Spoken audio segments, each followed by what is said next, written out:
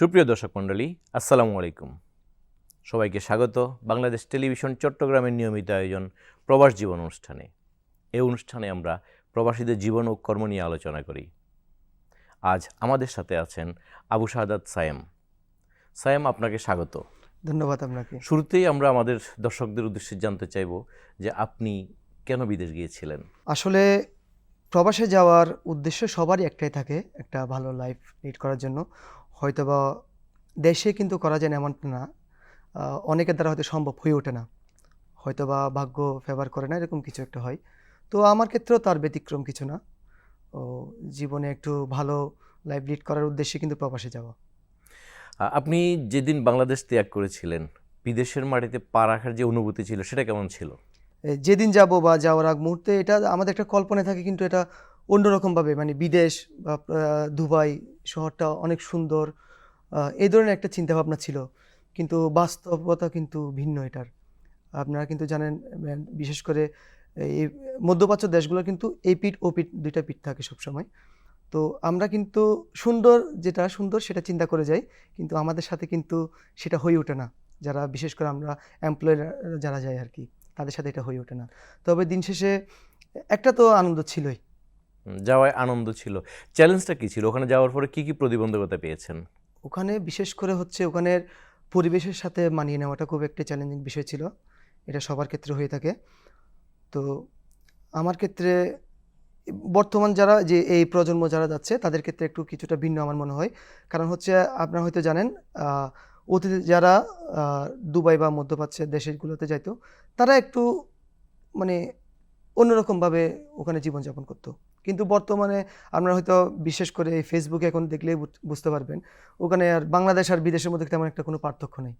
তবে কাজের ক্ষেত্রে বা নিজের যে আর্থিক সঞ্চয় করার যে একটা এটা খুঁজতে কিন্তু একটু কষ্ট হয়ে যায় প্রথমত। আপনি এখানে বেশ ভালো ছিলেন, একটা প্রতিষ্ঠানে খুব দক্ষতার সাথে কাজ করছিলেন। তো হুট করে জানলাম আপনি বিদেশ চলে গেছেন।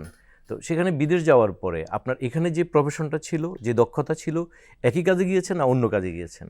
না, ওই কাজে তো আসলে কোনো, যেটা বলতে গেলে ভিসা বের হয় না ওখান থেকে। আমরা গেছিলাম স্বাভাবিক একটা নর্মাল এমপ্লয়ার একটা ভিসা নিয়ে। পাশাপাশি আমরা কিন্তু ওখানে এই কাজ কাম কিন্তু যারা এই কাজের সাথে অভ্যস্ত তারা কিন্তু এই কাজ চালানোর একটা সুযোগ থাকে আউটসোর্সিং হিসেবে।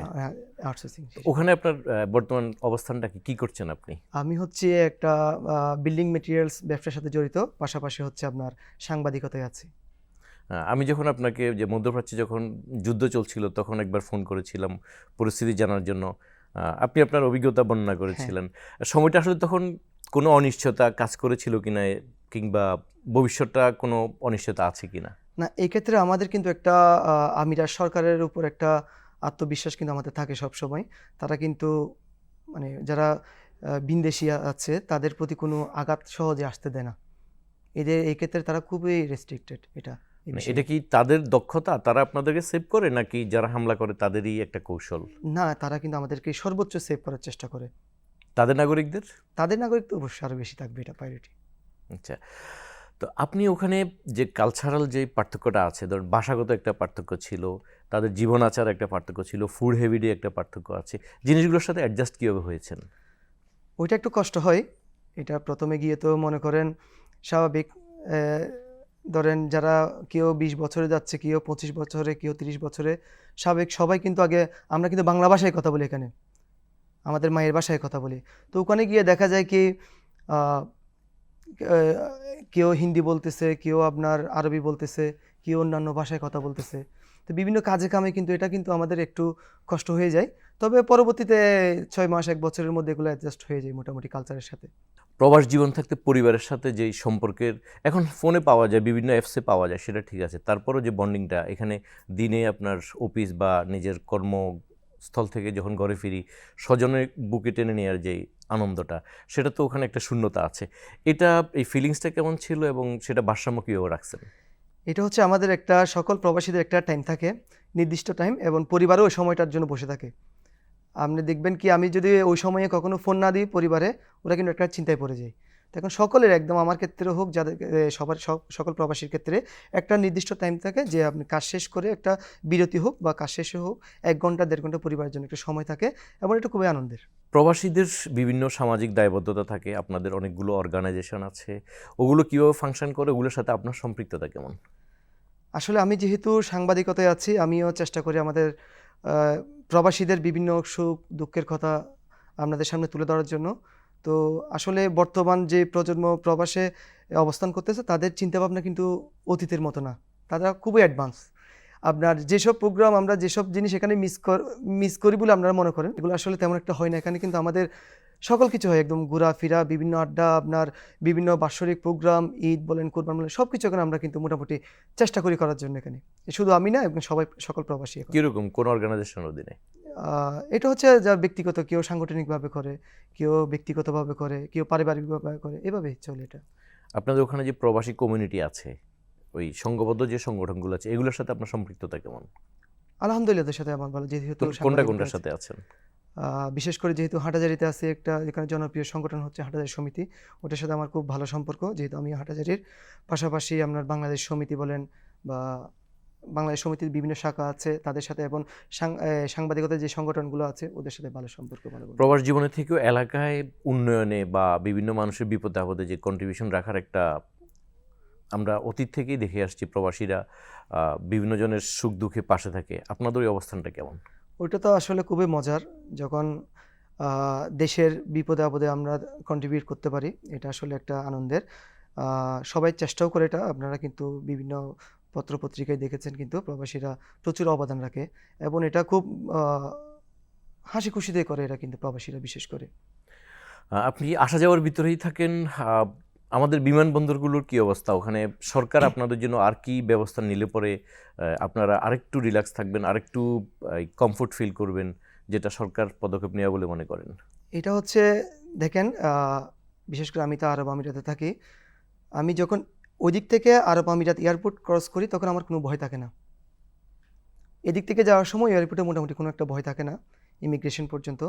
কিন্তু বাংলাদেশ এয়ারপোর্টে আসলে ইমিগ্রেশন পাশাপাশি আপনার যে অন্যান্য যে প্রসেসগুলো আছে এগুলোর মধ্যে খুব একটা আতঙ্কের মধ্যে থাকি।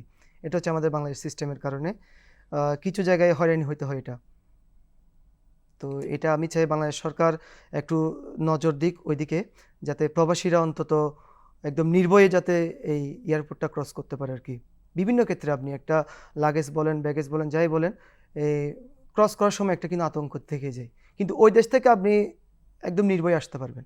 বিমানবন্দর হয়রানি ছাড়াও হয়রানিটা কমছে যতটুকু এখানে অতিথিরা অতীতের আসেন, তুলনায় একটু কিছু অনেক কমেছে। এটা একদম শূন্যের কোটা যাতে আসে, এটা আমাদেরও দাবি। কোনো প্রবাসী যখন বিদেশ থেকে আসবে যাতে সে নির্ভয়ে নিশ্চিন্তে নিজের লাগেজ নিয়ে আসতে পারে।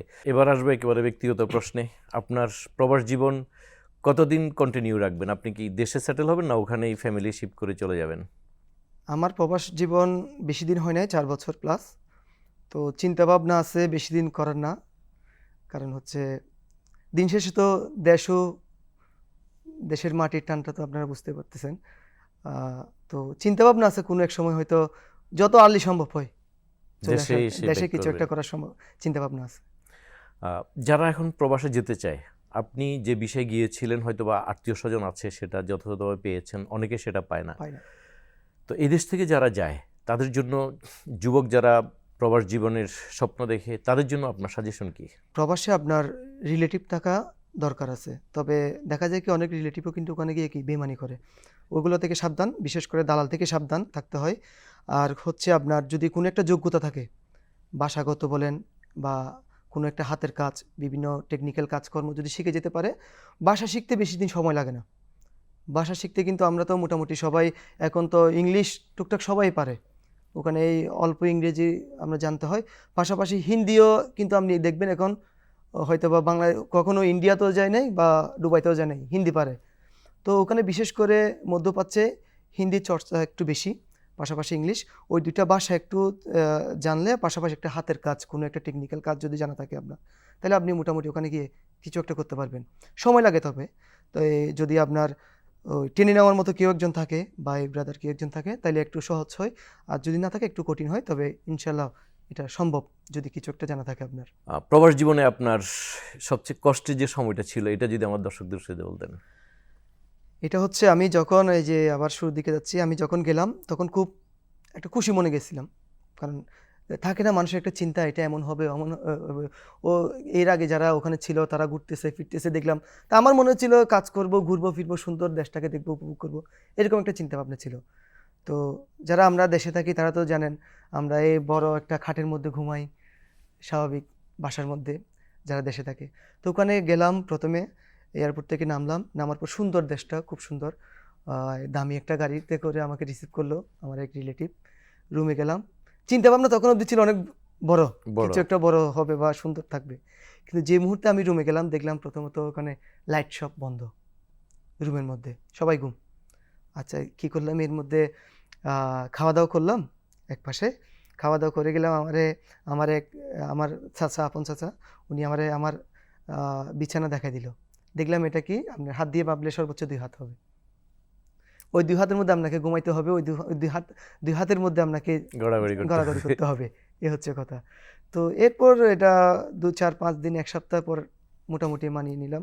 এরপর আসে আবার, তো বললাম ঘোরাঘুরি, কিছুদিন ঘোরাঘুরি, সব কিছু ঠিক। যতদিন ঘোরাঘুরি মোটামুটি সবারই ভালো লাগে। যখন আপনি এই কর্মস্থানে যাবেন, একটা কাজে জয়েন করবেন, তখন হবে আপনার দেশের প্রতি আসল মায়া, পরিবারের পরীক্ষা, প্রতি হ্যাঁ। মায়া এবং আসল পরীক্ষা। তখন আপনার কিন্তু খুব কষ্ট হয়ে যাবে, কারণ আপনি ওই দেশের জন্য সম্পূর্ণই নতুন। আপনি যতই অভিজ্ঞ হন না কেন, আপনি ওই দেশের জন্য সম্পূর্ণ একটা নতুন। তো ওই হিসেবে আপনাকে কিন্তু ওখানে মানায় নিতে হবে ধীরে ধীরে, হাল চাললে হবে না। একটা কথা হচ্ছে নতুন প্রজন্ম যারা যাচ্ছে, নতুনভাবে যারা বিদেশে যাচ্ছে, তাদের জন্য একটা পরামর্শ থাকবে, হাল ছাড়া যাবে না। একটা বছর খুব কষ্ট হয়, মানিয়ে নিতে খুব কষ্ট হয়, কিন্তু ওই যে একটা বছর ধরে আপনি টিকে থাকতে পারেন, তাইলে মোটামুটি আপনি একটা সফলতার দিকে যেতে পারবেন। এর ভিতরে এমন কোনো সুখ স্মৃতি আছে কিনা যেটা দর্শকদের সাথে বলা যায়? এটা হচ্ছে সুখের দুঃখের অনেক কিছু স্মৃতি থাকে এখানে। বিশেষ করে দুঃখের হচ্ছে আহ, কেউ মারা গেলে বিষয়টা খুবই আমাদেরকে কষ্ট দেয়। তো আমি যাওয়ার পর যেটা বেশি একটা আঘাত পেয়েছিলাম সেটা হচ্ছে, আপনি হয়তো অবগত আছেন, আমার এক কলিগ চৌধুরী রাসেল, হুম। আমরা সে একসাথে কাজ করছিল। তো সে তার মৃত্যুর খবর পেয়েছিলাম আমি যাওয়ার প্রায় 3 মাস পরে, মারা গেছে। তো এই জিনিসটা আসলে ওইটাই আমার জন্য প্রথম মৃত্যুর খবর প্রবাসের মাটিতে, একদম ক্লোজ কেউ একজন, যেহেতু আমার একটা খুব কাছের বন্ধুর দেশে মতো ছিল। থাকলে তো তার জানাজায় অংশগ্রহণ করা যায়, করা যেত, হসপিটালে যাওয়া যেত, দৌড়ে যাওয়া যেত। যেত। হুম। তো খুব কষ্টের একটা বিষয় ওইটা ছিল, আমার একটা প্রথম মৃত্যুর খবর পাবো ওনার। আর খুশির খবর থাকলেও আসলে এটা অতটা খুশি হওয়া যায় না, যেহেতু ধরেন আপনার দেশের কোনো একটা খুশির খবর, যে বোনের বিয়ে, ভাইয়ের বিয়ে বা বিভিন্ন সামাজিক অনুষ্ঠান, খুশি থাকলেও কিন্তু ওখানে আর হয়তো কন্ট্রিবিউট করি অনেক সময়, কিন্তু অংশগ্রহণ করা যায় না অংশগ্রহণ করা সবসময়। যায় না। এটাও খুব কষ্টের। আর রিসেন্টলি দীর্ঘদিন একটা জিনিস হয়ে আসছে, সেটা হচ্ছে ধরুন আপনি প্রবাসে আছেন, আপনি টাকা ইনকাম করেন, আমি আপনার ছোট ভাই, বড় ভাই বা ফ্যামিলি মেম্বার, আমি এখানে 2 হাতের টাকা খরচ করি। আমাদের প্রবাসীদের এই ইনকামের বড় একটা অংশ যারা দেশে থাকে তাদের হাতে অপচয় হয়। এই জিনিসটাকে কিভাবে দেখছেন এবং এটা কিভাবে প্রতিরোধ করে সঞ্চয়ী হওয়া যায়? এটা আপনি আসলে বুঝাতে পারবেন না এদেরকে, যতক্ষণ না ওরা আমরা কি করতেছি ওখানে বা কিভাবে টাকাগুলো ইনকাম করতেছি এটা যদি তাদেরকে দেখাইতে না পারি। কিন্তু এটা তো সম্ভব নয়, এটার জন্য তাদেরকে আবার নিয়ে যেতে হবে। তো এটা হচ্ছে আপনি ওই মধ্যপ্রাচ্যের দেশগুলোতে দেখলে বুঝবেন, যতটা হয়তো আমরা এখানে সুন্দরভাবে চলি, বা আপনি দেখবেন একজন প্রবাসীর 5 তলা বিল্ডিং, 10 তলা বিল্ডিং, আসলে ওই বিল্ডিংটা এমনিতে হয় না। এটার পিছনে কিন্তু অনেক শ্রম। তো আমরা দেখি এখানে প্রবাসীদের স্ত্রীরা বা ফ্যামিলিরা টাকা অপচয় করতে দেখি, এটা এটা কিন্তু বাস্তব। তো তাদের উদ্দেশ্যে বলবো, অন্তত কিছুটা মায়া করা দরকার ওই টাকাগুলো খরচ করার সময়।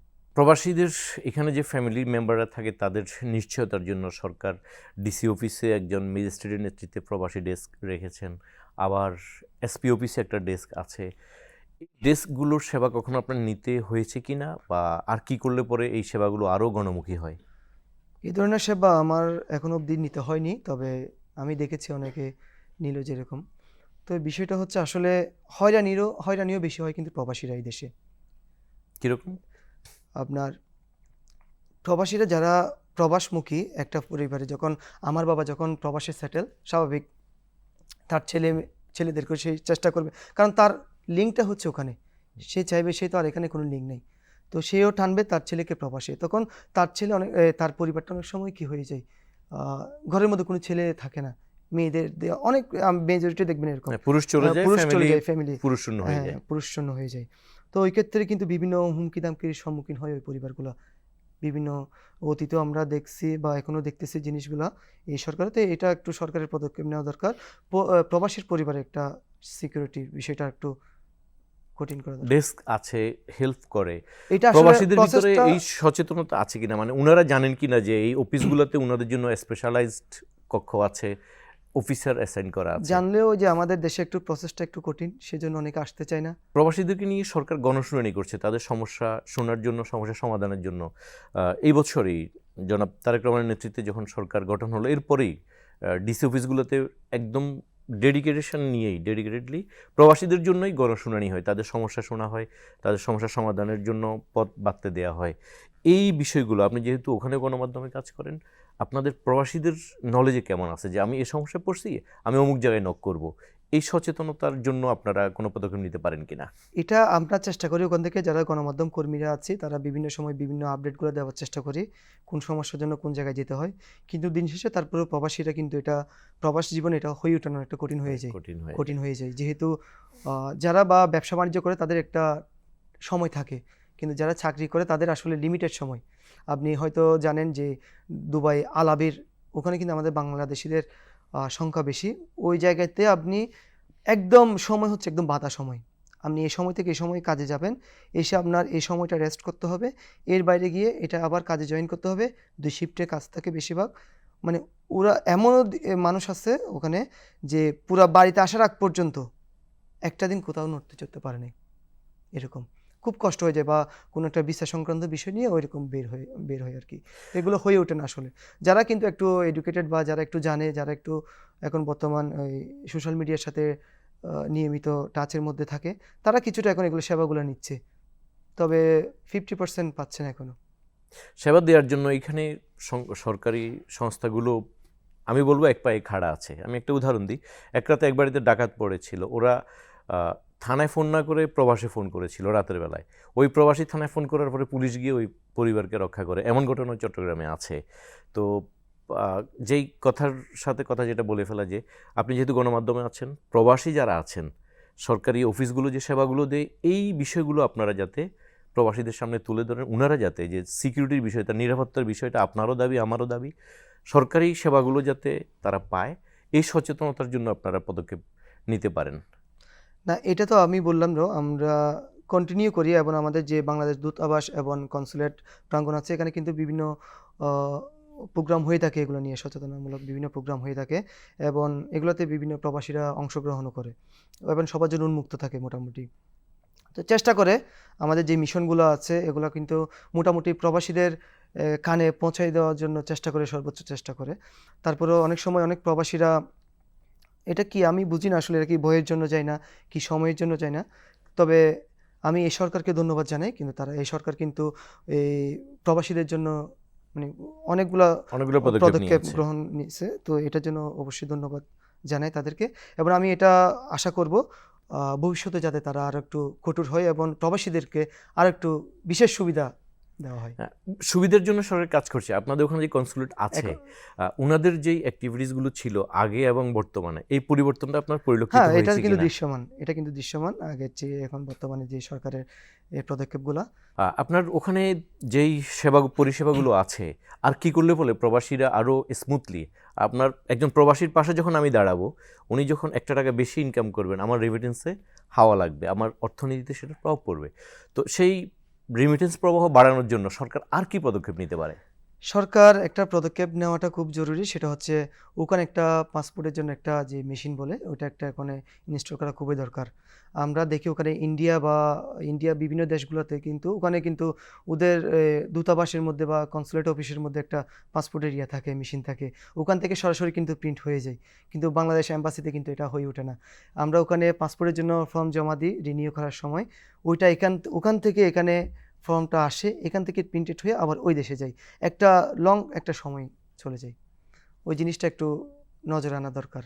এটা কি পাশাপাশি আপনারা দাবি দিয়েছিলেন সরকার, যে প্রতিমন্ত্রীরা তো বিভিন্ন সময় আপনাদের হ্যাঁ, কাছে বিভিন্ন সময় বলা ছুটে হয়েছে, যান? কিন্তু ওরা এটা বারবার আমাদেরকে দিছিল, কিন্তু এখনো এটার কোনো বাস্তবায়ন হয়নি। তো আপনাদের ওখানে যারা সফল ব্যক্তি যারা আছেন, দুই একজন যাদের বিষয়ে বলা যায় মানে অনুসরণ করা যায়, এখান থেকে গিয়ে পরিশ্রম করে একবার আইকনিক ফিগার হয়েছেন, এমন কেউ আছেন কিনা? না, এরকম তো অনেকই আছে, এটার নাম নাই ধরিবা। বা ওদের ব্যবসার সফলতার গল্পগুলো যদি আপনি বলতেন। আপনি একটু যদি এটা যদি দেখেন, আপনি যারা সফল তারা কিন্তু একদম নিচ থেকে উঠে আসা, এটা কিন্তু নিচ থেকে উঠে আসা, এটা সব কিন্তু একদম কর্মী থেকে উঠে আসা, অভিজ্ঞতা থেকে ধীরে ধীরে তাদের এই উত্থান। ভলিউমটা কেমন, তাদের ফিনান্সিয়াল প্রতিষ্ঠানগুলোর ভলিউম কেমন? এটা তো একদম হাই, ওরা বলতে গেলে এখন আপনি এমনও আমাদের বাংলাদেশে আলহামদুলিল্লাহ এমনও কিছু প্রবাসী আছে ওখানে যারা আমিরাত, যারা ওখানে স্থানীয় আছে, তাদের থেকেও মাশাআল্লাহ তাদের ফিনান্সিয়াল খুব স্ট্রং। ওরা কি পরিবার পরিজন নিয়ে ওখানে চলে গেছে, না দেশেও তাদের কন্ট্রিবিউশন আছে? দেশে তো তারা আর শিকড়ের টান ছাড়ে নাই, ওরা কিন্তু এখানে কিন্তু মোটামুটি সব কিছু করা, কিন্তু ওই যে পরিবার নিয়ে থাকে, আসলে তো এটা সবার সামর্থ্য হলে সবাই থাকতো কিন্তু পরিবার নিয়ে, কেউ হয়তো সামর্থ্যের জন্য পারে না, এই হচ্ছে কথা। সবারই কিন্তু ইচ্ছা পরিবার নিয়ে থাকার জন্য। পরিবার এখানে রাখলে যেই অবস্থা, ওখানে পরিবার নিয়ে থাকার পার্থক্যটা কি? পার্থক্য হচ্ছে আপনার ওখানে তো আপনার খরচটাই বেশি, ওটা যদি আপনি ব্যালেন্স করতে পারেন তাহলে আপনি থাকতে পারবেন। আর ওখানে বিশেষ করে একটা জিনিস আমি যতটুকু জানি, আমি যেটা হচ্ছে আপনার এই ছেলে মেয়েদের পড়ালেখার খরচ একটু বেশি, ওই কারণে কিন্তু অনেকে হয়তো কুলে আসতে পারে না, এই হচ্ছে কথা। কিন্তু সবাই চেষ্টা করে আবার ফ্যামিলি নিয়ে থাকার জন্য, অনেকে হয়তো হয়ে ওঠে না, যেমনটা আমারও চেষ্টা কিন্তু ফ্যামিলি নিয়ে থাকার জন্য, কিন্তু হয়তো হয়ে উঠতেছে না এখনো। ওদের এডুকেশনের মান আর আমার এখানকার মানের পার্থক্য কেমন? এখানেও আছে, আপনার এখানে নাই বলে চলবে না, কিন্তু আপনি যদি ওখানে যে আমরা যে আপনার খরচে ছেলে মেয়েদের লেখাপড়া করাই, ওই খরচটা যদি আপনি এই দেশেও করান, আমাদের যে প্রাইভেট বিশ্ববিদ্যালয় বললেন, তো ওগুলোতে করলে কোনো একটা তেমন একটা আমার মনে হয় না তফাৎ।